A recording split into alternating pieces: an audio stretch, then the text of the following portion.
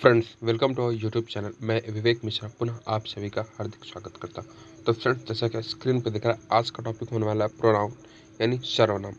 इसके पहले मैंने नाउन को कवर किया, पार्ट्स ऑफ स्पीच को कवर किया। उसके बाद मैं अब हर एक पार्ट्स को एक्सप्लेनेशन से पढ़ा रहा हूँ। तो आज का टॉपिक प्रोनाउन बहुत ही ज़्यादा इंपॉर्टेंट है। तो फ्रेंड, वीडियो को लास्ट तक देखिएगा, स्किप ना करेगा। हाँ फ्रेंड, वीडियो को लैंडस्केप करके देखेंगे तो और भी विस्तृत जानकारी आपको प्राप्त होगी। फ्रेंड, जितना भी मैं पढ़ा रहा हूँ उसको एक बार आप नोट्स बना लें और प्रैक्टिस करते रहें, ताकि आपके फ्यूचर यूज में यह नोट्स हमारे इंग्लिश स्पोकन कम्युनिकेशन का पूरा तैयार रहे। हाँ, तो फ्रेंड, बिना डिले के आइए वीडियो को स्टार्ट करते हैं। प्रोनाउन, जो कि पार्ट्स ऑफ स्पीच का एक पार्ट है, जिसका मतलब होता है सर्वनाम।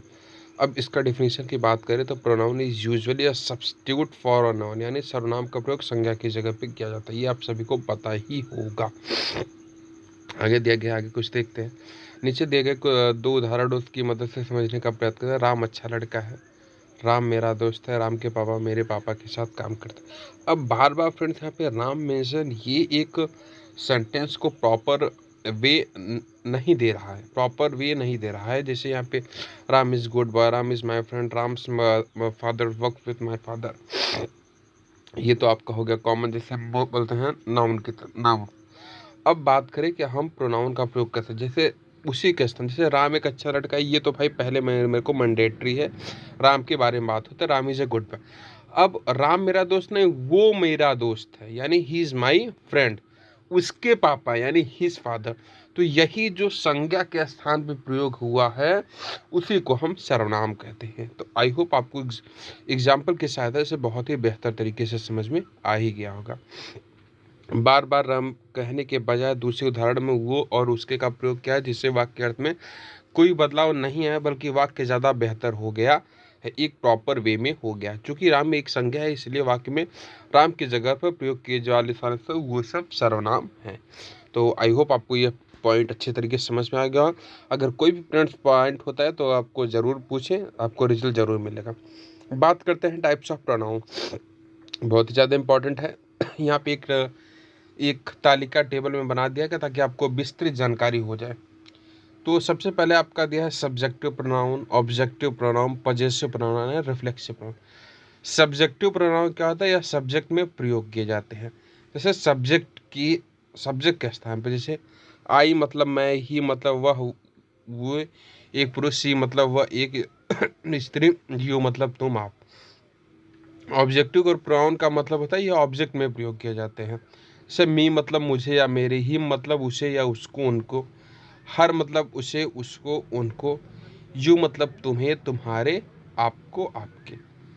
और अगला है आपका पॉजेसिव प्रोनाउन। इस तरह के प्रोनाउन का प्रयोग बताने के लिए किया जाता है कि यह किसका है, मेरा, तुम्हारा, उसका, उनका, या फिर किसी और का। जैसे माई मतलब मेरा, माइन मतलब मेरा, हिज मतलब उसका, हिज मतलब उसका, हर मतलब उसका, हर्ष मतलब उसका, एक स्त्री योर मतलब तुम्हारा, योर्स मतलब तुम्हारा, आपके लिए। तो आई होप आपको समझ में होगा। रिफ्लेक्सिव प्रोनाउन पढ़ते हैं, इस प्रोनाउन का प्रयोग तब किया जाता है जब खुद के बारे में बताया जाए। जैसे हिमसेल्फ मैं खुद, सॉरी माई सेल्फ, हिमसेल्फ वो खुद, माई सेल्फ मैं खुद, हर सेल्फ वो खुद, योर सेल्फ तुम या आप खुद। तो फ्रेंड्स, ये जो टेबल है बहुत ही ज़्यादा इंपॉर्टेंट है। फ्रेंड्स, आप लोग इसको राइट डाउन कर लिए, या हमारे भाई बहन इसको स्क्रीनशॉट भी ले सकते हैं, ताकि फ्यूचर यूज में इसका प्रयोग कर सके। बहुत ही ज़्यादा इंपॉर्टेंट चीज़ है, तो आप लोग इसको एक बार स्क्रीनशॉट ले सकते हैं। हो गया, आगे बढ़ते हैं। वही फ्रेंड्स, थोड़ा सा बचा था। दे मतलब वे वो, एक से ज़्यादा। अब आप लोग बताइए, दे हुए क्या है, सब्जेक्टिव प्रोनाउन। देम और us objective pronoun. Their, theirs, our, ours, ये सभी आपका पजेसिव प्रोनाउन। जिसे अधिकार बोलते हैं, उनका, हमारा।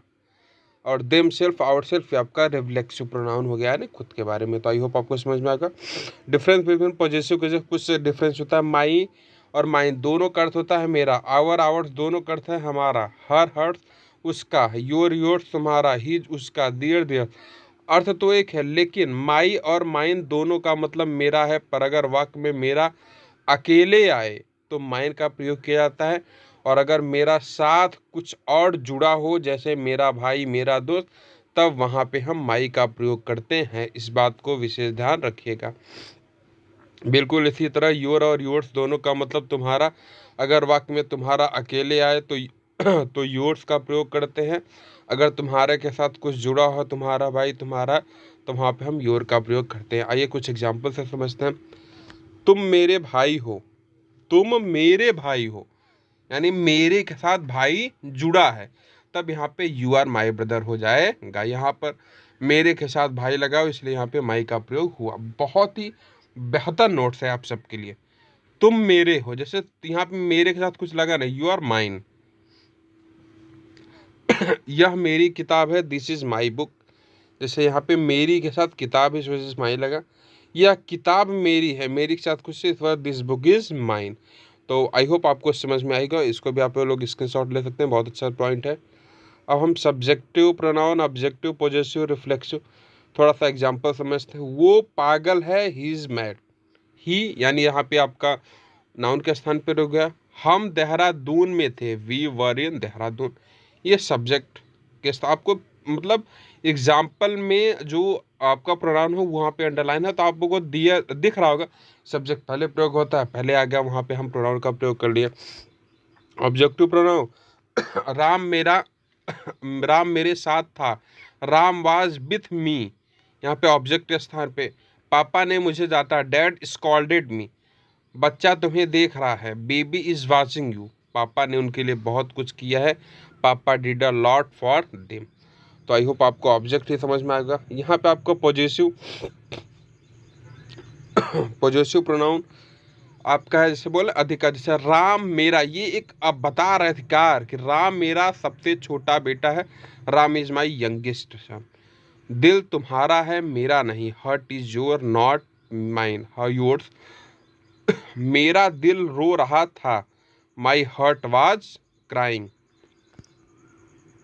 उसका भाई है, राम का नहीं, brother is he, hearts not Ram's. तुम मेरे नहीं थे, यू आर नॉट माइन।